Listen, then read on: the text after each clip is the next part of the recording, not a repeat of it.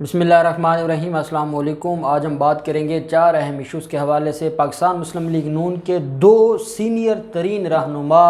آج نواز شریف کے بیانیے سے بغاوت کرتے ہوئے وہ پارٹی چھوڑ کر چلے گئے ہیں، اور انہوں نے کہا ہے کہ ہم نواز شریف کے بیانیوں کو جوتے کی نوک پر رکھتے ہیں۔ بڑی اہم ڈیٹیلز ہیں جو میں آپ کے ساتھ شیئر کرنے جا رہا ہوں، اور ساتھ ہم بات کریں گے جعلی ڈی جی نیب کی گرفتاری اور پھر پولیس کی انویسٹیگیشن۔ بڑی اہم تفصیلات سامنے آ گئی ہیں، اس کے اوپر ہم بات کریں گے۔ رنگ روڈ سکینڈل کے حوالے سے راولپنڈی رنگ روڈ سکینڈل میں بڑی اہم پیش رفت ہوئی ہے، اور آپ جانتے ہیں اینٹی کرپشن نے اس معاملے کے اوپر جو ہے وہ تحقیقات شروع کی تھیں، اور اس میں آج اہم پیش رفت ہوئی ہے، اس کی ڈیٹیلز میں آپ کے ساتھ شیئر کروں گا۔ پہلے میں آپ کو بتاتا چلوں، کلبھوشن یادو کے معاملہ پر آج حکومت پاکستان کو بڑی کامیابی ملی ہے، اور جو حق نظر ثانی آرڈیننس تھا وہ آج منظور ہو گیا ہے۔ اپوزیشن نے ڈرامہ کیا ہے، اور اپوزیشن کی طرف سے یہ الزام لگایا گیا ہے کہ جو عمران خان نے، یہ عمران خان کی حکومت نے آج این آر او دینے کی کوشش کی ہے۔ کس کو؟ وہ این آر او دینے کی کوشش کی گئی ہے کلبھوشن یادو کو، یہ الزام لگایا گیا ہے۔ ایک چیز آپ ذہن نشین کر لیں کہ جو کلبھوشن یادو کا کیس تھا، اس کو خراب کرنے والی پاکستان مسلم لیگ نون کی گورنمنٹ تھی۔ اس کے بعد یہ معاملہ عالمی عدالت میں چلا جاتا ہے۔ عالمی عدالت میں جب یہ معاملہ جاتا ہے تو وہاں بھارت کیس ہار جاتا ہے، لیکن جو عالمی عدالت انصاف ہے ان کی طرف سے یہ کہا جاتا ہے پاکستان کو کہ جو عالمی عدالت ہے اس کے فیصلے کے خلاف نظر ثانی کا حق دیا جائے ملزم کو۔ اب نظر ثانی بھی ہماری عدالتوں میں ہونی ہے، اور کیس بھی جو فوجی عدالتیں تھیں وہ بھی ہماری تھیں۔ جب ایک عدالت نے فیصلہ سنایا تو دوسری عدالت اس کے اوپر نظر ثانی کرے گی، تو جب فیکٹس ہوں گے، جب پروف ہوں گے، جب ثبوت ہوں گے، تو اس کے بعد ڈیفینیٹلی اس کا جو نظر ثانی کا فیصلہ ہے وہ بھی وہی ہوگا۔ اور اتنے مضبوط ثبوت پاکستان کے پاس پہلے موجود تھے جس کی بنیاد پر انٹرنیشنل کورٹ آف جسٹس میں پاکستان اپنا مقدمہ جیتا ہے۔ تو اب اپوزیشن نے، اب انڈیا جو ہے، انڈیا بھارت یہ چاہتا ہے کہ کلبھوشن یادو کو ایز سون یہ پھانسی پر چڑھا دیں اور یہ چیپٹر کلوز ہو جائے، کیونکہ جو ہر چوتھے دن ہماری پوری دنیا میں رسوائی ہوتی ہے کہ ان کا ایک سٹنگ نیوی کا افسر پکڑا گیا تھا اور وہ جاسوس تھا، تو وہ ایک ان کی جو ہے وہ پوری دنیا میں ایک تماشا بنا ہوا ہے بھارت کا۔ بھارت چاہتا ہے، وہ نہ وکیل کرنا چاہتا ہے، نہ اس معاملے میں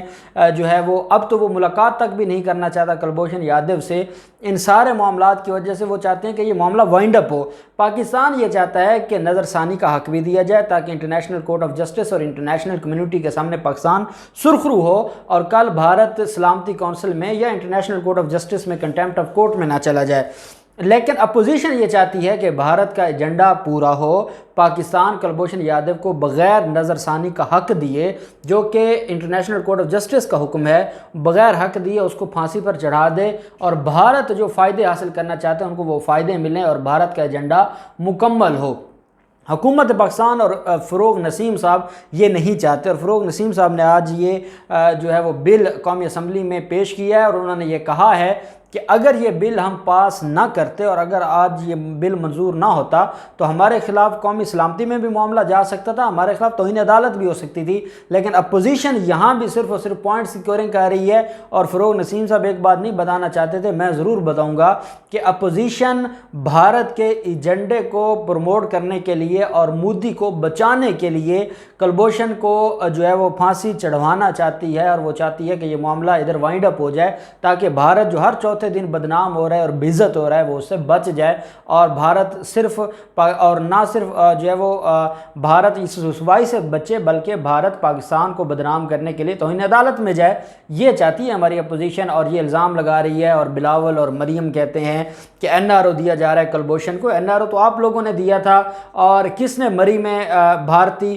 تاجروں کے ساتھ ملاقاتیں کی تھیں، اور وہ ملاقاتیں کرنے کے بعد کون لے کر گیا تھا معاملہ انٹرنیشنل کورٹ آف جسٹس میں؟ یہ فیکٹس ہیں، یہ عمران خان کی حکومت نہیں لے کر گئی تھی، یہ وہی فرینڈلی اپوزیشن تھی اور فرینڈلی گورنمنٹ تھی، وہ لے کر گئے تھے، اور پھر آج وہ باتیں کرتے ہیں اور الزام لگاتے ہیں۔ کچھ شرم ہوتی ہے، کچھ حیا ہوتی ہے۔ دوسری طرف جو معاملہ ہے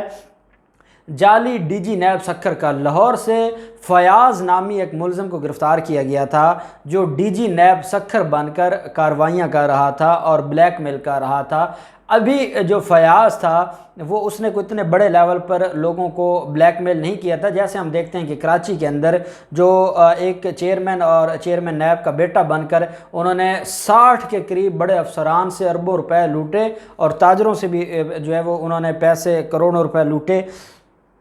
ابھی اس کی شروعات تھی کہ یہ پکڑا گیا، نیب نے تفتیش کی، نیب نے تفتیش کرنے کے بعد لاہور سے پکڑا گیا، پولیس نے پکڑا، نیب کے حوالے کر دیا، نیب نے تفتیش کی، نیب اس نتیجے پر پہنچا کہ پبلک ایٹ لارج کو اس نے بلیک میل نہیں کیا یا ابھی اس لیول کا اس نے فراڈ نہیں کیا تھا، اس لیے یہ نیب کی جورسڈکشن میں تو تب آئے گا جب عوام الناس کے ساتھ فراڈ کرے گا، تو کیونکہ عوام الناس کے ساتھ فراڈ نہیں ہے، انڈیویجول معاملہ ہے، ایک شخص جو ہے وہ غیر قانونی کام کر رہا ہے، وہ ایک عہدہ نہیں رکھتا اور اس کے باوجود جو ہے وہ یہ شو کروا رہا ہے کہ اس کے پاس یہ عہدہ ہے، تو یہ معاملہ پولیس کے پاس جائے گا فراڈ کا۔ اب پولیس نے آج ملزم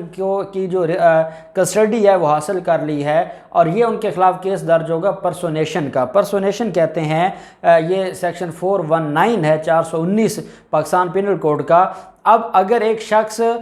جو ہے وہ عام آدمی ہے اور وہ وکیل نہیں ہے لیکن وکیلوں والی یونیفارم پہن کر وہ عدالت میں پیش ہوتا ہے تو اس کا مطلب ہے کہ اس نے فراڈ کیا، اس کو پرسونیشن کے کیس میں جو ہے وہ جیل بھیجا جائے گا۔ ایک شخص فوجی جو ہے وہ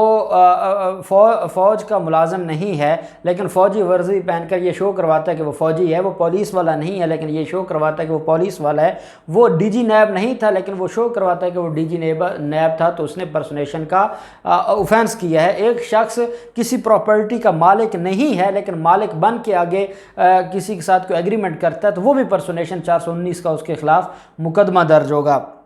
بہرحال جو ہے وہ اب اس معاملے میں پولیس نے کوگنیزنس لے لی اور اب دیکھتے ہیں پولیس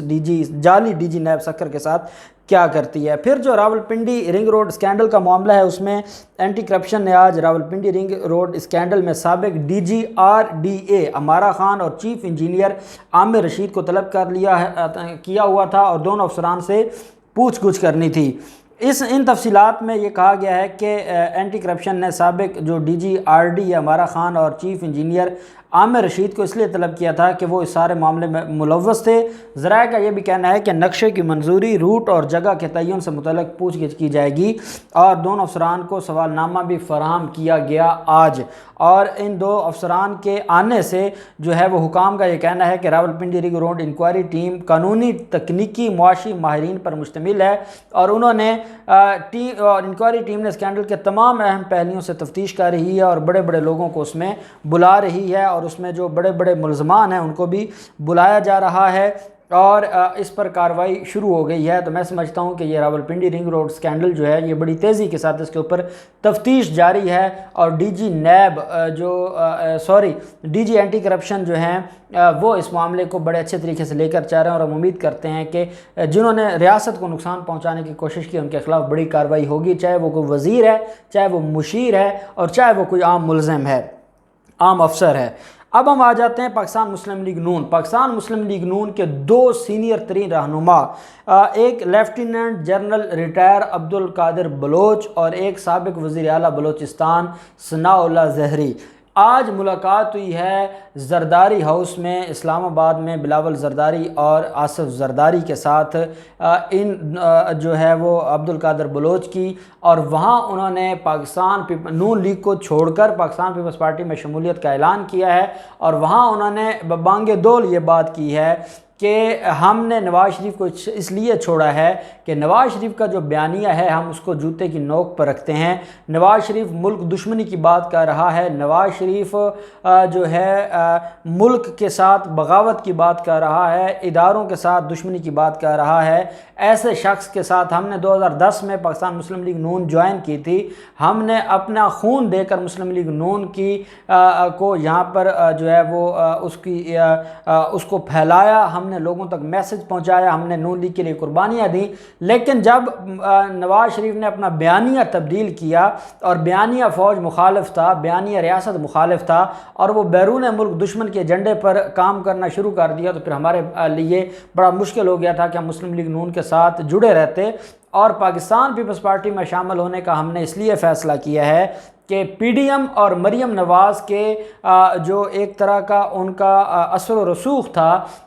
اور ان کا انفلوئنس تھا، اس سے اب کیونکہ پاکستان پیپلز پارٹی نکل آئی ہے تو اس لیے اب ہم نے فیصلہ کیا کہ ہم پاکستان پیپلز پارٹی کے ساتھ ہیں، کیونکہ وہ پارلیمانی سیاست کر رہی ہے اور وہ اپوزیشن وہ کر رہی ہے جو پارلیمنٹ میں کی جاتی ہے۔ آپ جانتے ہیں اصلی مانڈوی والا نے بھی یہ کہا ہے مریم نواز کے حوالے سے، جب سوال پوچھا گیا تو انہوں نے کہا کہ وہ ون سائیڈڈ لو افیئر تھا، وہ مریم نواز کی طرف سے لو افیئر تھا، وہ بلاول زرداری کی طرف سے نہیں تھا۔ اب ایک شخص اگر کوئی لو افیئر چلاتا ہے تو اس کی مرضی ہے، چلاتا رہے، اگر بریک اپ ہوتا ہے تو اس کی طرف سے ہوتا ہے۔ ہم نے نہ لو افیئر کیا نہ ہماری طرف سے بریک اپ ہوا، تو یہ میں سمجھتا ہوں اتنا بڑا تماچا ہے مریم نواز اور مسلم لیگ نون کے منہ پر، اور آج ان دو بڑے لوگوں کا پاکستان پیپلز پارٹی میں شامل ہونے سے مراد یہ ہے کہ تقریباً